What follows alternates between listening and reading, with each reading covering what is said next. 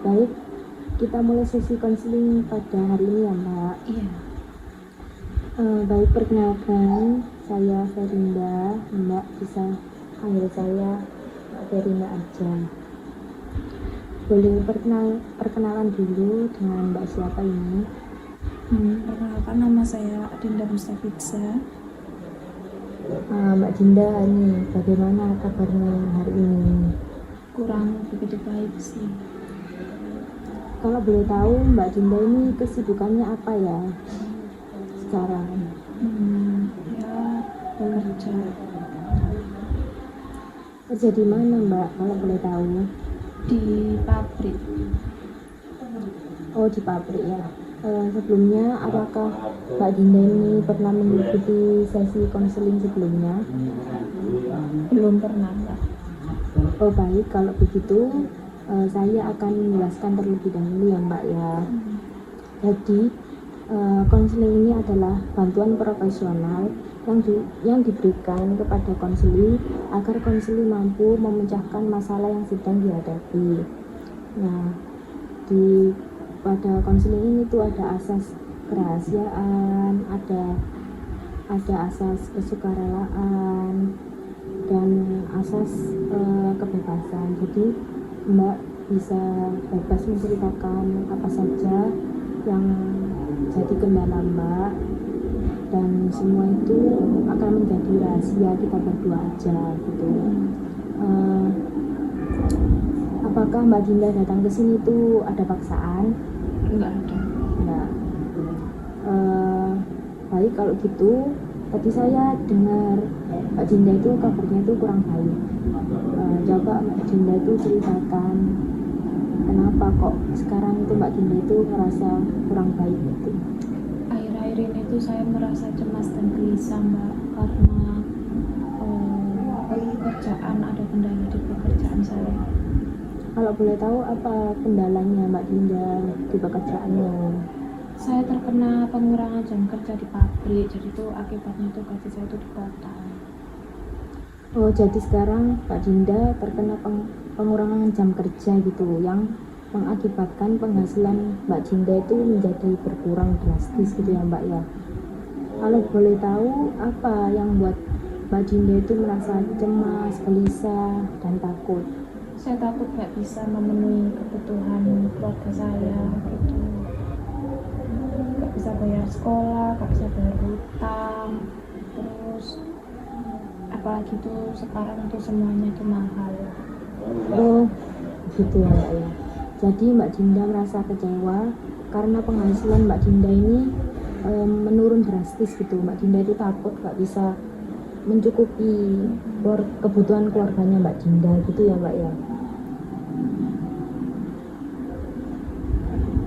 Iya, Mbak, rasanya sangat berat buat saya, apalagi saya tuh kadang tuh merasa gagal gitu loh kalau jadi tulang punggung keluarga. Kalau begitu, dari yang saya dengarkan dari ceritanya Mbak Dinda tadi, Mbak Dinda ini merasa gagal gitu ya Mbak ya, jadi tulang punggung keluarganya Mbak Dinda. Tetapi di saat yang sama Mbak Dinda ini masih berusaha dan datang ke sini untuk mencari solusi. Nah itu tuh menunjukkan Mbak Dinda itu gak menyerah gitu Mbak. Iya, karena saya nggak mau ayah, ibu, dan adik saya itu menderita karena saya. Kalau begitu, apakah Mbak Dinda ini sudah sempat berpikir tuh untuk mencari solusi untuk meredakan masalah ini gitu Mbak? Saya itu sudah berpikir untuk cari pekerjaan sampingan, tapi itu takut nggak bisa membagi waktu gitu. Oh begitu ya Mbak ya. Mungkin Mbak Dinda ini bisa mencoba untuk mencari pekerjaan tambahan gitu untuk mengisi waktu luang Mbak Dinda pas hari libur atau setelah kerja gitu. Untuk masalah membagi waktu mungkin itu nanti pasti akan bisa terjadwal dengan seiring dengan berjalannya waktu gitu Mbak Dinda. Iya, Mbak, nanti saya akan coba. Jadi Mbak Dinda ini sekarang merasa sangat terbebani ya Mbak ya, dengan kondisi keuangan Mbak Dinda yang sedang tidak baik-baik saja gitu. Yang membuat Mbak Dinda ini merasa takut tidak bisa mencukupi kebutuhan keluarganya Mbak Dinda gitu kan. Tetapi Mbak Dinda juga masih berusaha ya Mbak ya untuk mencari solusi dengan mencari pekerjaan tambahan untuk menambah penghasilan Mbak Dinda gitu kan ya. Saya melihat Mbak Dinda ini masih berusaha terus ya Mbak untuk mencari jalan keluar meskipun dalam kondisi yang sulit ya bagi Mbak Dinda. Iya Mbak, itu yang saya rasakan. Jadi Mbak Dinda harus bisa meyakinkan diri Mbak Dinda gitu. Ganti rasa cemas, rasa takut itu dengan meyakinkan diri Mbak Dinda bahwa saya lo pasti bisa, saya pasti mampu mengatasi masalah ini gitu. Jadikan kondisi sulit ini tuh menjadi motivasi buat Mbak Dinda itu bisa bangkit dan terus berusaha untuk mencari jalan keluar gitu ya, dengan mencari tambahan pekerjaan gitu supaya Mbak Dinda itu bisa melewati masalah ini dan keuangan Mbak Dinda itu bisa kembali stabil gitu ya Mbak ya.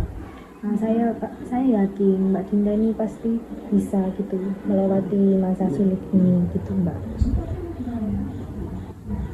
Iya Mbak, terima kasih atas sarannya. Ya, sama-sama. Baik, kalau begitu saya cukupkan ya konseling pada hari ini. Terima kasih Mbak Dinda sudah mau bercerita kepada saya. Saya tahu ini pasti itu berat ya bagi Mbak Dinda. Jadi saya berharap Mbak Dinda bisa melewati masa sulit ini gitu ya Mbak ya. Untuk langkah selanjutnya kita bisa bersama-sama gitu melihat pilihan yang Mbak Dinda pilih selanjutnya gitu ya Mbak ya, sebagai solusi Mbak Dinda gitu. Bisa memulai dengan langkah kecil terlebih dahulu gitu ya Mbak ya. Yang penting Mbak Dinda ini sudah mulai dengan datang ke sini, itu sudah langkah yang sangat positif gitu Mbak. Jadi semoga Mbak Dinda bisa melalui semua ini dengan baik ya Mbak ya. Terima kasih, saya merasa lebih baik setelah bercerita. Ya, sama-sama. Saya juga senang kok bisa membantu Mbak Dinda dan menjadi tempat cerita buat Mbak Dinda gitu. Terima kasih ya Mbak. Ya, sampai jumpa lagi. Ya, sampai jumpa lagi di konseling selanjutnya.